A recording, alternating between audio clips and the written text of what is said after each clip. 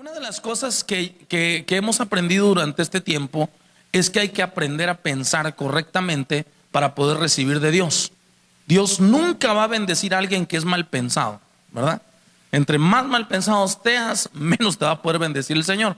La palabra de Dios habla a Jesucristo diciendo: buscad primeramente el reino de Dios y su justicia, y todo lo demás vendrá por añadidura. Y este es un pensamiento que nosotros tenemos, y a veces lo abrazamos con bendición y empezamos a caminar buscando primeramente el reino en nuestra vida. Pero buscar primeramente el reino de Dios en nuestra vida, más allá de predicar la palabra o venir a la iglesia o cantar un coro, es tener un estilo de vida conforme a la voluntad de Dios. Cuando tu estilo de vida es conforme a la voluntad de Dios, conforme a su palabra, entonces te estás sujetando o sometiendo al reino de Dios. Y el sujetarse al reino de Dios provoca en nuestra vida una bendición de parte del Señor.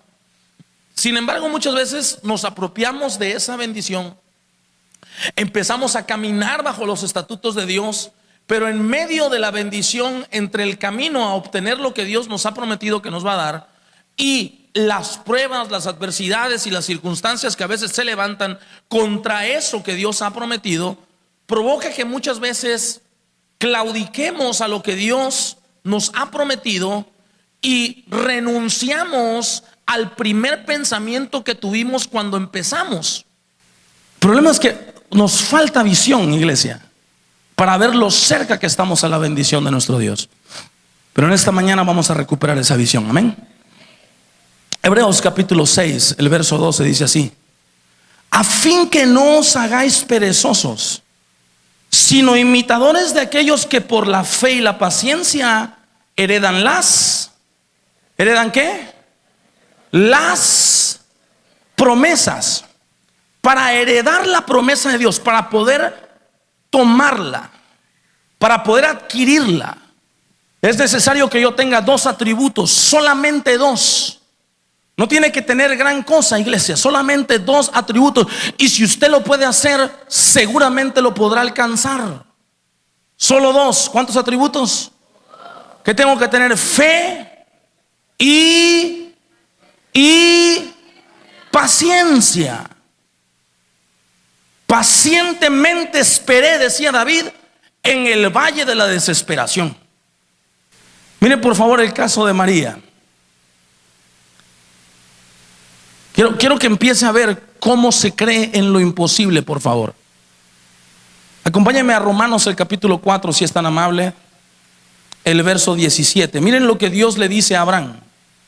Como está escrito: te he puesto por padre de muchas gentes delante de Dios, a quien creyó, el cual da vida a los muertos y llama las cosas que no son como si fuesen.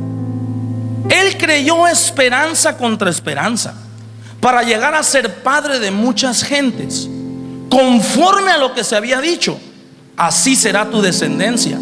Y no se debilitó en la fe al considerar su cuerpo, que estaba ya como muerto, siendo de casi 100 años, o la esterilidad de la matriz de Sara. Tampoco dudó por incredulidad de la promesa de Dios, sino que se fortaleció en fe, dando gloria a Dios, plenamente convencido de que era también poderoso para hacer lo que le había prometido. Póngame toda su atención, por favor. ¿Cómo perseveró Abraham? Porque Abraham llegó a ver la promesa de Dios en su vida.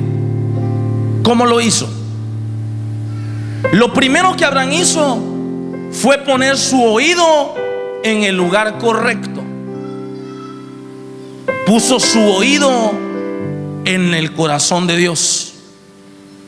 Y a la primer persona que Abraham escuchó fue a Dios mismo. Él no anduvo escuchando lo que dice la gente. Él no anduvo escuchando las noticias.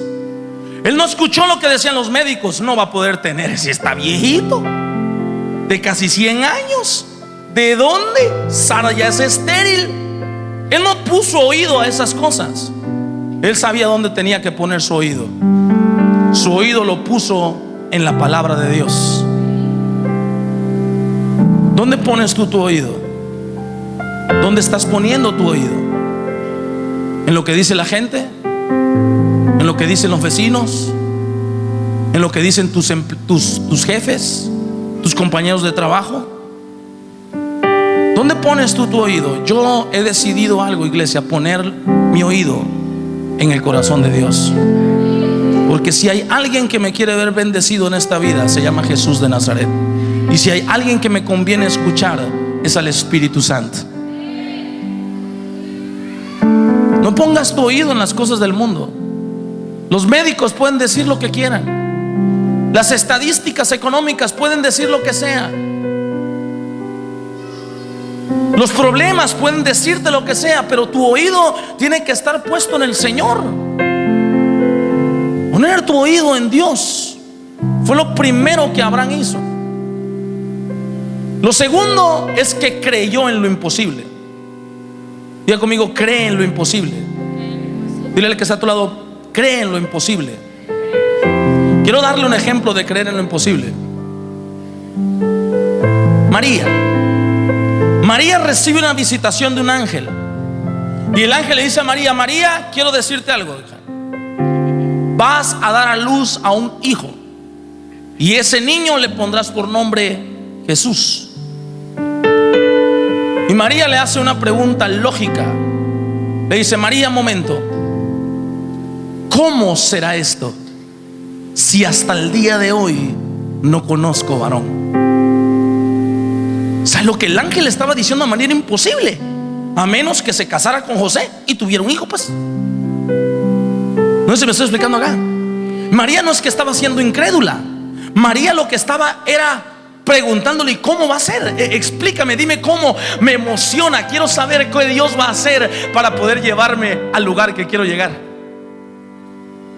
Y empezó a meditar en lo que el ángel le dijo. Le dijo el ángel: el Espíritu de Jehová vendrá sobre ti, María, y concebirás a un hijo. Cuando el Espíritu de Dios venga sobre ti, Él será tu esposo, Él será el padre del niño.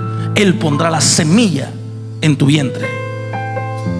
Y entonces María dijo: ok, Señor, sea conmigo como tú quieras.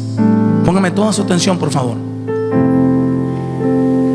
Ella pensó en lo imposible, y al momento de meditar en lo imposible, Dios le empezó a decir cómo lo imposible sería posible. Hace unos días conocí a una persona acá y empezamos a platicar del templo que queremos construir, del dinero que se necesita para hacerlo. Y he estado con eso en mi mente hace semanas. Voy para el mes pensando en diferentes cosas, Señor, porque no tenemos ni un 5 para comprarlo. Y digo: Señor, tú dijiste, el profeta dijo que yo compraría sin dinero, pero pues tengo que ver cómo, o sea, qué es lo que se va a hacer. Y me empezaron a llegar ideas tremendas, yo.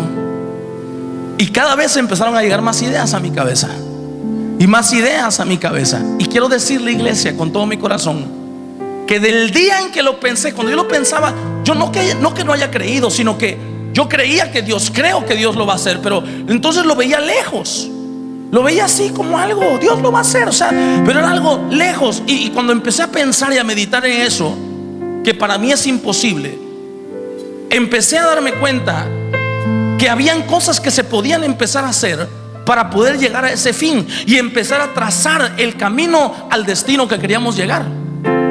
Y hoy quiero decirle que lo veo más cerca que nunca.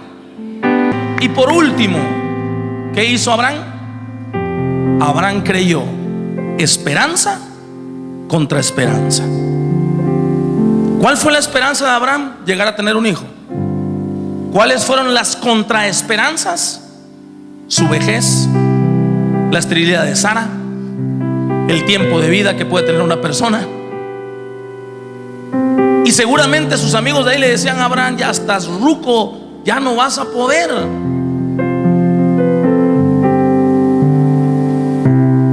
¿Me estoy explicando acá? Y dos cosas puedes hacer, iglesia, cuando tú has creído algo y se levanta algo contra lo que tú has creído. Puedes hacer dos cosas: o te debilitas en la fe y renuncias, y dejas ese plan ahí, o te fortaleces en fe. ¿Cómo me fortalezco en fe, pastor? A través de la palabra de Dios. ¿Me estoy explicando acá? Y entonces Abraham, ¿qué hizo Abraham? Abraham no se debilitó, aunque habían cosas que le hablaban en contra de lo que él había querido creer, sino que Abraham se fortaleció.